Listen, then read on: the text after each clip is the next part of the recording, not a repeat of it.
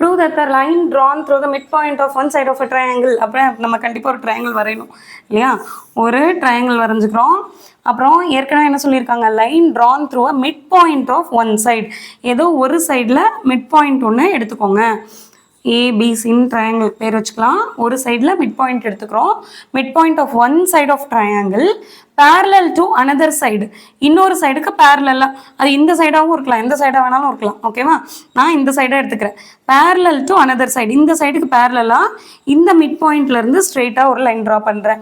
பண்ண என்ன சொல்கிறாங்க, bisects the third side. இந்த சைடையும் பைசெக்ட் பண்ணியிருக்கு அப்படின்னு நம்மளை ப்ரூவ் பண்ண சொல்கிறாங்க.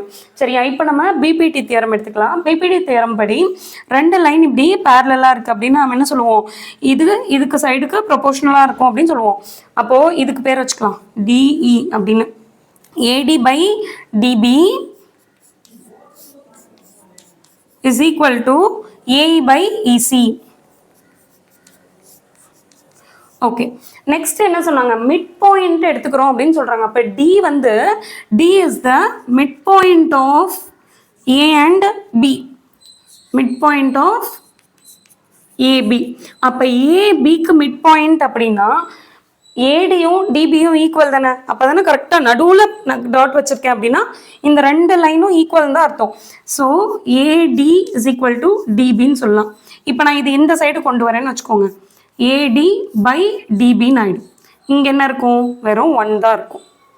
ஏன் 1 போடுறோம், 0 போடக்கூடாதா அப்படின்னா இங்கேருந்து அடிஷனாவோ சப்ராக்ஷனாவோ இந்த பக்கம் வரும்போது தான் நமக்கு ஆன்சர் அந்த சைடு 0 ஆகும்.